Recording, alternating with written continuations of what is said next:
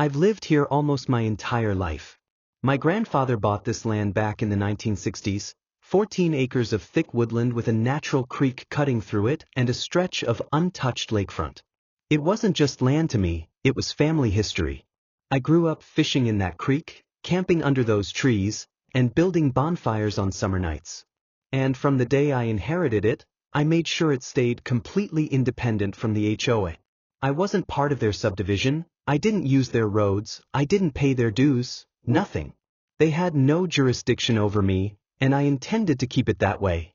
But on a Tuesday morning in early spring, everything changed. I was sipping coffee at the kitchen table when I heard the rattle of my old mailbox. My mail carrier, Tom, waved at me from his truck before driving off.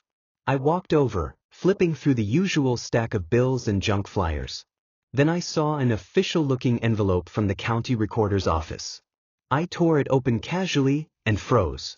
The letter congratulated me on finalizing the sale of my property to a developer, effective last week. Attached was a copy of the deed transfer, complete with my name, my parcel number, and my signature. Except, it wasn't my signature. I stared at the page, my hands starting to shake. The notary stamp looked like something out of a bad photocopy, the dates didn't match, and the witness listed was a name I'd never heard in my life. But what made my stomach twist was the section that said, acting under the authority granted by easement agreement with HOA name, the seller's rights and titles are hereby transferred. I never signed any easement agreement, and I had never given the HOA a single ounce of authority over my land. I didn't even finish my coffee. I grabbed my truck keys and drove straight to the county records office. The woman at the front desk, a kind older clerk named Diane, took my file number and disappeared into the back. A few minutes later, she slid the folder across the counter to me with a puzzled look. "Everything's here," she said. "It looks legitimate?" I flipped through page after page, all of them stamped, signed, notarized. Except every signature was forged, and every notary mark looked suspicious. I told Diane, "This is fake. I didn't sell anything." She frowned and leaned in. "Then you've got a serious problem. Because according to these records, that property doesn't belong to you anymore. And the buyer's already filed for development permits." That's when it hit me like a punch to the chest. This wasn't a clerical error. This was a setup. Someone, somehow, had stolen my land right out from under me. I left the county office with copies of every page, gripping them so tightly the edges curled. And as I drove home, I kept asking myself the same question. Who would do this, and why? I didn't have the answer yet. But deep down, I had a feeling I already knew where to start looking. The rest of that day, I couldn't think straight. I kept pacing the living room, flipping through those forged documents again and again, hoping I'd somehow missed a line that would make it all make sense. But the more I looked, the angrier I got. It didn't take long to figure out my first stop, the HOA office. They operated out of a small brick building at the entrance of their subdivision, all glass doors and shiny landscaping, with that smug, exclusive community sign planted out front. I pulled into the visitor parking space, grabbed my folder of documents, and walked straight inside. The lobby was clean, modern, and cold. Behind the desk sat a young receptionist who gave me that trained echo smile, polite, but guarded. "Good morning," she said. "How can I help you?" "I need to speak with your president. Right now." She glanced at the papers in my hand, then tapped something into her computer. "Do you have an appointment?" "No," I said. "But you'll want to hear what I have to say." A moment later, the president himself walked in, Paul Henderson. Mid-50s, pressed navy suit, that confident handshake you only see from people used to getting their way. I'd seen him around before, usually at town meetings, always talking about community growth and maximizing property value. We shook hands, and I didn't waste time. I set the folder down on the conference table and spread out the forged deed transfer right in front of him. "Paul," I said, keeping my voice steady, "explain this to me. Because according to the county, you sold my land." He glanced at the documents, then leaned back in his chair with a faint smirk. "Your land? I think you're mistaken. That property was part of our planned expansion. We had legal rights under a historical easement. one that dates back before you inherited it.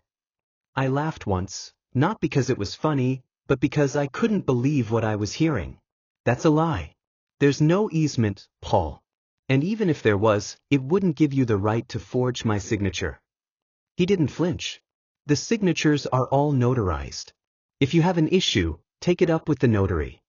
That was the moment I knew I wasn't going to get answers here, at least not directly. Paul was too calm, too prepared. This wasn't some accidental mix-up, this was calculated. I gathered my papers, stood up, and looked him dead in the eye. You made a mistake, Paul. You think you've covered your tracks, but I promise you, I'm going to prove what you did. And when I do, you're going to wish you never touched my land. His smirk never left. Good luck with that, he said. I walked out, my heart pounding, but my mind sharper than it had been all day. The way Paul had phrased things, the way he deflected blame onto the notary, it told me everything I needed to know. This wasn't just about land. This was about money. Big money. And if I wanted to win, I had to find the weak link in their little operation. That night, I started my own investigation. I printed maps of my property, highlighted every access point, and pulled up archived land records from the county's website. I called a friend who worked as a private investigator, and I gave him one task. Find the notary. Find out who they are. And find out exactly how deep this forgery goes. I didn't know it yet, but that was the first step in a trail that would lead me straight into the HOA's biggest secret, and the perfect way to take everything back from them. 2 days after I confronted Paul at the HOA office, my phone buzzed with a call from Mike, my private investigator friend. He's one of those guys who can dig up a birth certificate from 1974 in under an hour, the kind of person you want when you need answers fast. Got your notary, he said, skipping the small talk. Name's Linda Marks. Office is over in Fairview, about 30 minutes from you. I grabbed a pen and wrote it down. You find anything else? He paused. She's not exactly a neutral party. Guess who her husband works for? I already had a bad feeling. Don't say it. HOA Maintenance Department, Mike said. Been there for 15 years. I closed my eyes for a second, letting that sink in. The forged signatures, the suspicious deed transfer, and now the notary tied to the HOA through marriage. This wasn't just a shady transaction, it was an inside job. I decided I needed to see her myself. The next morning, I drove to Fairview. Linda's office was tucked between a payday loan shop and a strip mall bakery. The blinds were drawn halfway, and a faded, Notary Public sign hung crooked in the window. When I stepped inside, she looked up from her desk. Late 40s, sharp eyes, polite smile, the kind of person who could pass off a lie as easily as a hello. Can I help you? She asked. Yeah, I said, laying my copy of the deed transfer on her desk. You notarized this. That's my name on it. Only problem is, I didn't sign it. Her expression didn't change, but I caught the flicker in her eyes, just for a split second. If it has my stamp, it's legitimate, she said calmly. Maybe you forgot signing it? I laughed once, shaking my head. I don't forget selling 14 acres of land. Especially land that's been in my family for 60 years. She pushed the papers back toward me. If you think there's been fraud, you'll need to contact the state licensing board. I leaned in slightly. I already did. And they're going to want to know why your husband's employer, the HOA, somehow ended up with my property after your stamp went on these papers. That made her blink. A tiny crack in her composure. I didn't press it further. I just picked up the papers and left. Sometimes, silence works better than shouting. It lets the other person sit with their fear. Back in the truck, I called Mike. She's hiding something. I want you to pull everything. Her financials, her connections, anything suspicious in the last year. Already ahead of you, he said. Oh, and you might want to know this. I found the developer who's buying your land. Name's Redstone Ventures. They've been scooping up property all around the lake. Looks like they've got plans for a private marina and high-end vacation homes. That hit me like a ton of bricks. Redstone wasn't some small-town builder. They were known for billion-dollar developments, the kind that reshaped entire communities. And if they got my land, they'd control the only undeveloped stretch of lakefront for miles. Suddenly, The HOA's motives were crystal clear. This wasn't about an easement, or expansion, or community value. It was about flipping my land to Redstone for a massive payday, and they'd already set the pieces in motion. That night, sitting at my desk with maps, documents, and a growing pile of notes, I realized I had two choices. Fight them through the courts and watch it drag on for years. Get ahead of them, find the weak spot in their plan, and hit them so hard they'd regret ever crossing me. I chose option 2. I didn't sleep much after learning about Redstone Ventures. The next morning, before sunrise, I was already at my desk with a pot of coffee, spreading out every document I had, the forged deed transfer, the notary record, and every scrap of paper Mike had sent over the night before. There's an old saying my grandfather used to repeat: if you want to catch a thief, follow the money. That's exactly what I planned to do. I started with the deed transfer itself. The buyer listed wasn't Redstone Ventures directly. Instead, the name on the document was something called Clearwater Holdings LLC. I'd never heard of them before. A quick search told me why. They didn't exist until 9 months ago. The LLC's registered address was a UPS mailbox in another county, and the managing member was listed as Daniel Price. I didn't recognize the name, but Mike did. When I called him, he chuckled bitterly. Price? Yeah, he's a ghost. Shows up as the registered agent for at least a dozen shell companies across 3 states. And guess what?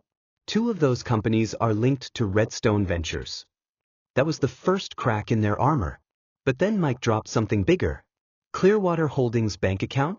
It's getting regular wire transfers from an entity called Lakeshore Community Development Fund. Guess who runs that? I didn't need to guess. The HOA, I said quietly. It all started falling into place.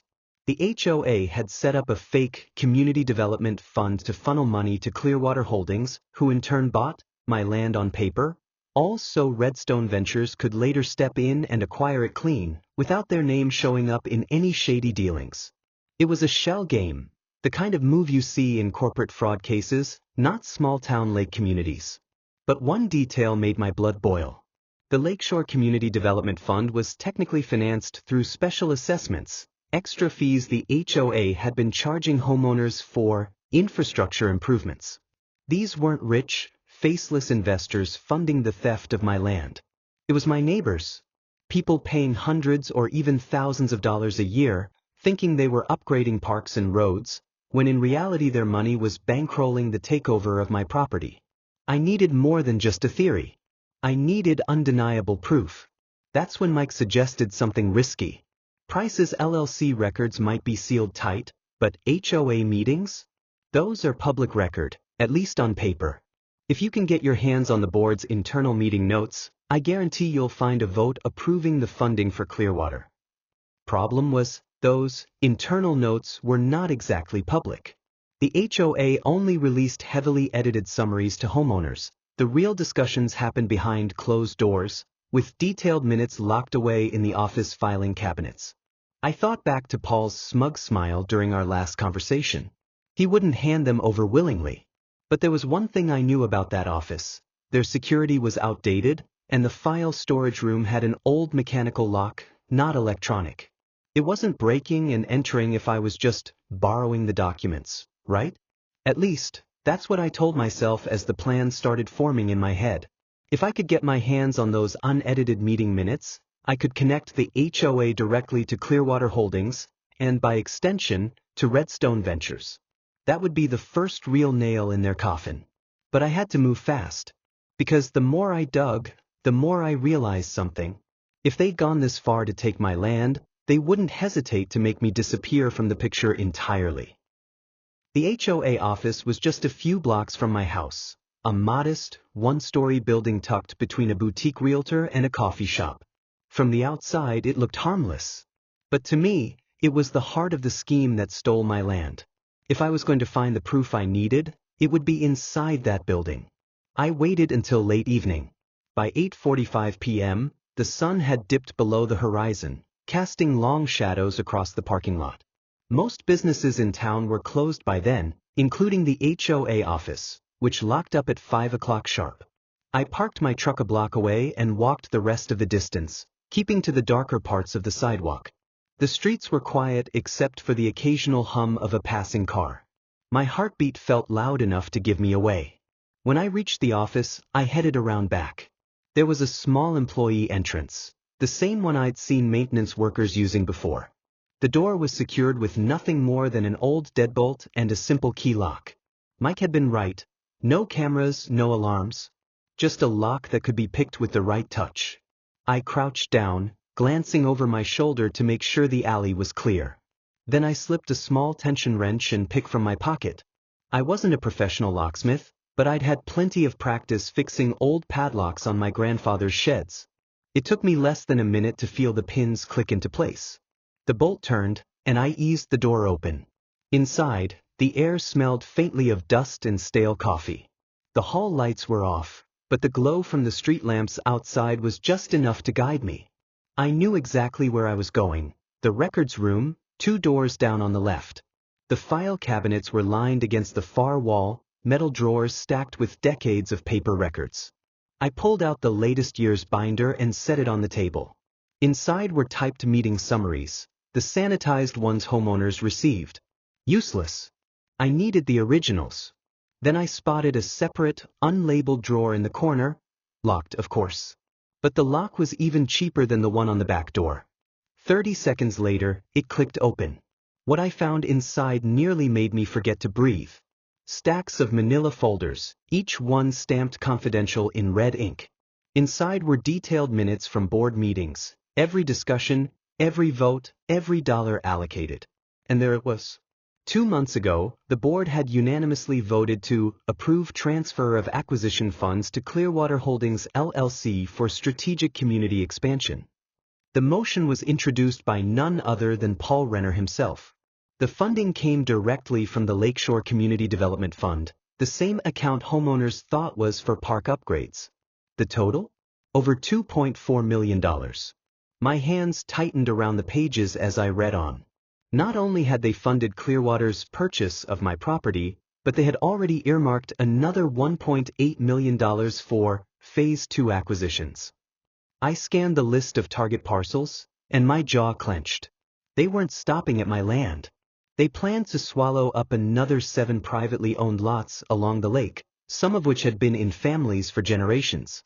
I snapped photos of every page with my phone, careful to return the folders exactly as I'd found them. But just as I was sliding the last drawer shut, I froze. A car door slammed outside. Footsteps. The back door latch rattled, and the sound of keys jingled echoed through the hallway. Someone was coming in. I slipped into the nearest storage closet, closing the door just enough to leave a thin sliver of light. My breath felt like it would give me away as the footsteps drew closer. A shadow passed by the door.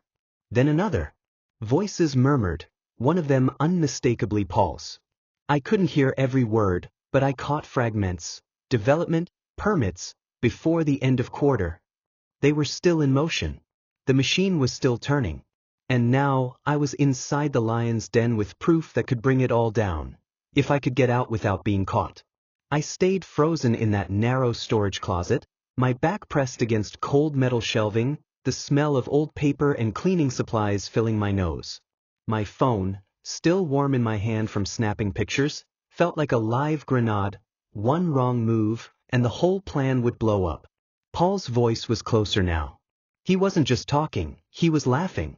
That same smug, self-satisfied laugh I'd heard at community meetings when he dismissed homeowners' concerns. Once the rest of the parcels are cleared, the developer's payout is going to make this little project worth every sleepless night, he said. The other voice, I recognized it as Martin Ellis, the HOA's treasurer, gave a nervous chuckle. What about the guy who's been making noise about his acres? You know him? Paul's reply made my teeth clench. He's all bark. I've been dealing with people like him for years. They make a fuss, then they either run out of money or just disappear into the system. Trust me, Martin, he's not a problem. I wasn't just a problem, Paul. I was your undoing. The sound of papers shuffling, a drawer closing, and then footsteps moving toward the front office. I took a slow breath, waited until the hallway was silent, then eased the closet door open. I didn't dare leave through the back. That's where they'd entered. Instead, I slipped toward the side corridor I'd noticed earlier. It led to a small emergency exit. The door was heavy, and I knew it might set off a silent alarm, but I couldn't risk going back the way I came. I pushed it open, the metal creaking just enough to make my stomach drop. No alarm. I stepped into the cool night air and moved quickly into the shadows behind the building. By the time I reached my truck, my mind was already racing through my next moves. I had what I needed: undeniable proof of the illegal land transfers, the shell company payments, and the plans for even more acquisitions. But if I went public too soon, they could spin it, bury it, or worse, make me disappear just like Paul had joked. I needed leverage.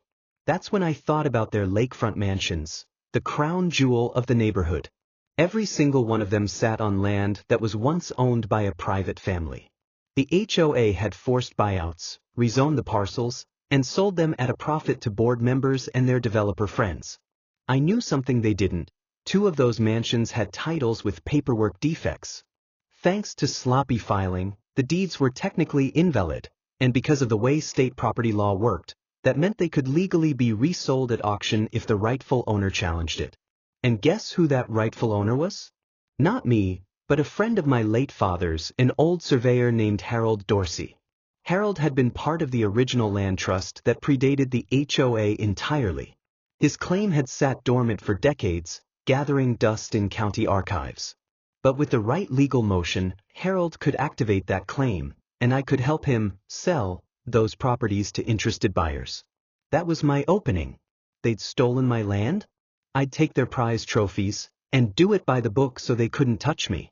I drove straight to Harold's cabin on the outskirts of town. The man was in his 70s, sharp as ever, and when I showed him the documents I'd just taken from the HOA office, his face hardened. "They think they can play God with property lines," he muttered. "Fine. Let's see how they feel when the ground under their million-dollar homes turns into quicksand." We spent the next 2 hours drafting the legal paperwork. Harold would file the claim in the morning, and I'd work my contacts to find the kind of buyers who could move fast, investors who didn't care about the politics, just the profit. By the time I left his place, the eastern horizon was starting to lighten. The fight had just turned. I wasn't the prey anymore. I was the hunter. The HOA didn't know it yet, but they were about to watch their precious lakefront empire crumble, one mansion at a time. By sunrise, I was running on adrenaline instead of sleep. My kitchen table was buried under maps, copies of title deeds, and a thick folder of documents Harold and I had prepared. The air smelled like burnt coffee and determination. The plan was simple on paper but delicate in execution. Harold would file the property claim with the county clerk's office. The claim would trigger a legal review of the mansion deeds. While the HOA scrambled to respond, we'd move fast to find cash-ready buyers. But there was a catch. The HOA had friends in high places. If they got wind of what we were doing, they could stall the process for months. That meant I had to keep the operation quiet until the strike was already landing. By 8 a.m., Harold was in the county courthouse, a stack of notarized papers in hand. I sat in my truck across the street, watching from behind a sun visor as he walked up those marble steps like a man going into battle. Inside, the clerk barely looked at the paperwork before frowning. "This is unusual," she said. Harold didn't flinch. "It's legal. And it needs to be filed today." 10 minutes later, the documents were stamped, sealed, and officially entered into the system. That sound, the heavy clunk of the date stamp, was like the starting gun at a race. The clock was ticking for the HOA. As Harold handled the filing, I started my next move, quietly contacting a handful of real estate investors I trusted. These weren't your average homebuyers. They were sharks in tailored suits, the kind who could buy a house in cash before lunch and flip it before dinner. My first call was to Lydia Chin, a property investor from Dallas who specialized in distressed luxury real estate. I'd done a small deal with her years ago, and she still owed me a favor. 2 lakefront mansions, I told her. Titles in dispute. You can acquire them legally if you move fast. Interested? There was a pause on the other end, then a slow, deliberate reply. "Send me proof. If this is what you say it is, I'll have a wire transfer ready in 48 hours. I smiled. Lydia wasn't just interested, she was hungry. By noon, Harold called me. "They know," he said simply. "The HOA just sent one of their attorneys to the clerk's office. Word is, they're holding an emergency board meeting tonight. Let them sweat." That evening, I parked my truck 2 streets over from the HOA's clubhouse. Through the tinted windows, I could see silhouettes pacing back and forth. One man, Paul, slammed a folder down on the table so hard the papers scattered. The others leaned in, voices raised. I couldn't hear them, but I knew the conversation. They'd realized their million-dollar lakefront showcases weren't untouchable anymore. The power they'd wielded over the community was slipping like water through their fingers, and they were desperate to stop it. Meanwhile, Lydia texted me, "I'm in. Sending deposit tomorrow. Don't let this die in legal red tape." I typed back, "Trust me. The first strike has already landed." That night, as I drove home along the quiet roads by the lake, I slowed down near those mansions. Their lights reflected off the water like gold coins shimmering on the surface. The HOA had built their empire here, but empires fall, and I was going to make sure this one collapsed in spectacular fashion. What they didn't know was that Harold and I had more than just a legal claim. We had a second, deeper play. Something that would make sure they couldn't just recover and rebuild. And that part would hit them like a hammer. The morning after Lydia wired the deposit, I woke up to a voicemail from Harold. His voice was calm, but there was a tension underneath it. "They've started moving money. They're liquidating HOA funds into a separate account.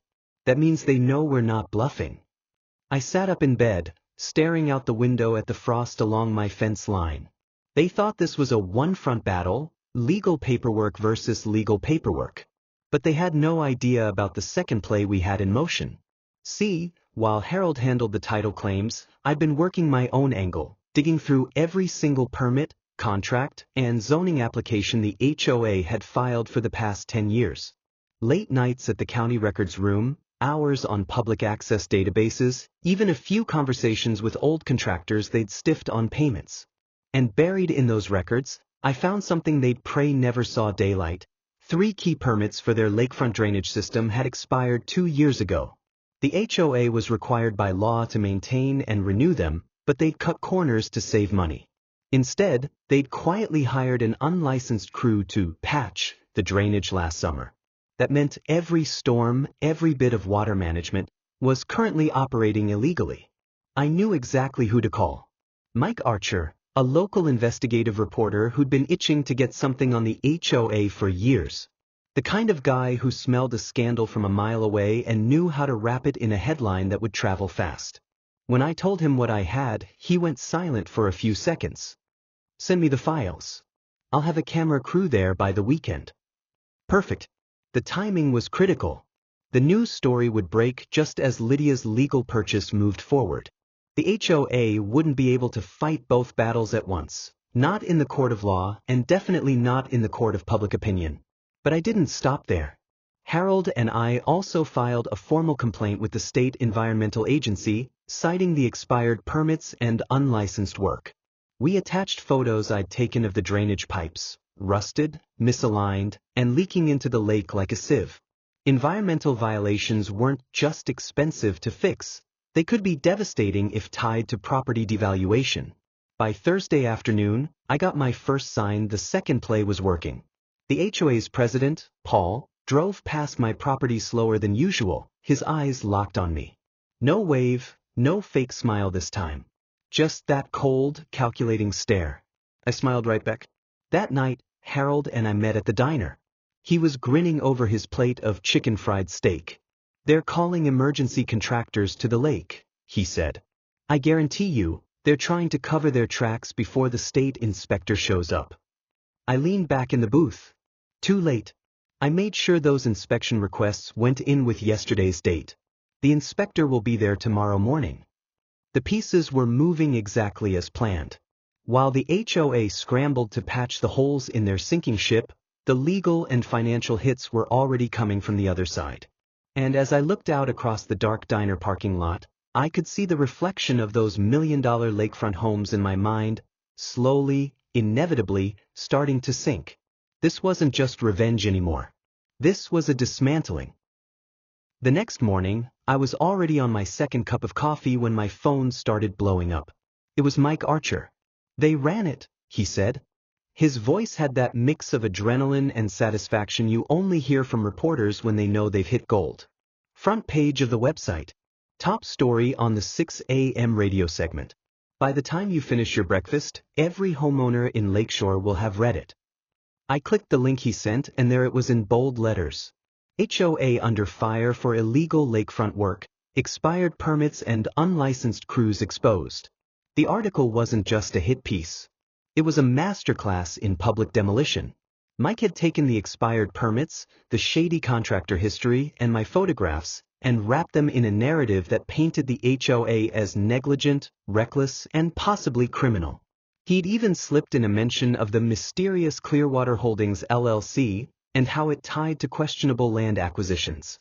Within an hour, my inbox started filling with emails from homeowners. Some were angry, some confused, but most were scared. Not scared of me, scared of what this meant for their property values. Million-dollar homes didn't stay million-dollar homes when the lake they were built on was potentially toxic. By mid-morning, the HOA board called an emergency meeting. Of course, it wasn't open to the public, but I knew enough people now to get a live play-by-play from someone on the inside. Apparently, the room was chaos. Half the board wanted to hire a PR firm and deny everything. The other half wanted to fire Paul on the spot for getting them into this mess. And then there were the homeowners shouting in the hallway, demanding answers about where their special assessment fees had gone. Meanwhile, Lydia texted me a simple message. "Purchase finalizing tomorrow." They're too distracted to fight. It was working. The legal pressure from Lydia's deal was closing in while the media storm kept the HOA in full-blown damage control mode. That afternoon, the state environmental inspector arrived at the lake, exactly as planned. He wore sunglasses, carried a clipboard, and walked the shoreline with the slow, deliberate pace of a man who knew his presence alone could cost someone thousands.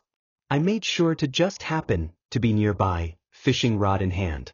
When he asked if I'd seen any unusual work done on the drainage system, I pointed to the patchy concrete work, the crooked pipe joints, and the debris-filled runoff channel. I didn't have to embellish. The evidence spoke for itself. 2 hours later, he left with samples, photographs, and a look on his face that told me fines were coming. Big ones. But the real surprise came at sunset. I was sitting on my porch when a black SUV pulled up to the end of my driveway. The window rolled down, and it wasn't Paul this time. It was one of the newer homeowners from the lakefront side. I'd seen him at HOA events, always polite, always quiet. He looked nervous. "I probably shouldn't be here," he said. "But you need to know something. Paul's planning to move HOA funds offshore. He's got a meeting with his banker tomorrow morning. If you want to hit him where it hurts, it has to be before then." I didn't even ask why he was telling me. Maybe he was tired of the lies, or maybe he was trying to protect his own investment. Either way, this was my opening. Tomorrow, Lydia's purchase would lock in. The inspector's report would be on its way. The HOA was already tearing itself apart from the inside. Now I had the chance to cut off their last escape route. And I was going to take it. I didn't sleep much that night. Not because I was nervous. No, that part had burned out weeks ago. It was because I knew I was standing on the edge of the finish line, and every single move tomorrow had to be flawless.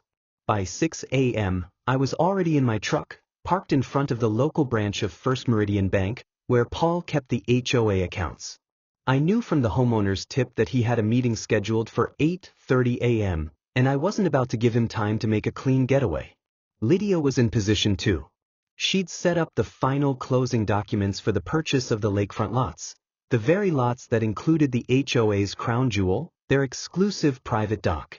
Once the deal went through, the HOA would literally lose physical access to the water they'd built their entire luxury brand around. At 8:10, Paul's black Mercedes rolled into the lot. He stepped out in his usual uniform, pressed navy suit, red tie, expensive sunglasses. Except this morning his swagger looked forced. He glanced over his shoulder twice before walking inside. I waited until he was at the counter before stepping in behind him. "Morning, Paul," I said casually. He froze mid-signature. "You've got to be kidding me," he muttered. I leaned on the counter. Funny thing about trying to move HOA money into a personal offshore account. It's illegal. And lucky for me, the county prosecutor's office seemed very interested in our little chat yesterday. He turned pale. You can't prove anything. Oh, I think I can. I slid a manila folder toward him.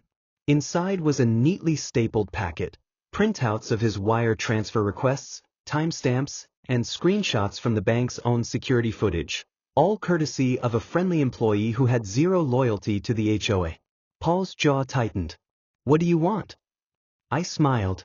Nothing, except for you to sign these. I pulled out a second set of papers, Lydia's revised purchase agreement. It transferred not just the lakefront property, but also a strip of land that cut the HOA's common areas in half. If he refused, the prosecutor would get the first packet before lunch. His hand trembled as he signed. No fight. No threats. Just defeat. By noon, the deed was in Lydia's hands. The sale was recorded. And for the first time in the HOA's history, they no longer had any lakefront property. Their exclusive access was gone, replaced by my private, fenced shoreline. That afternoon, the inspector's report dropped, and it was a death sentence.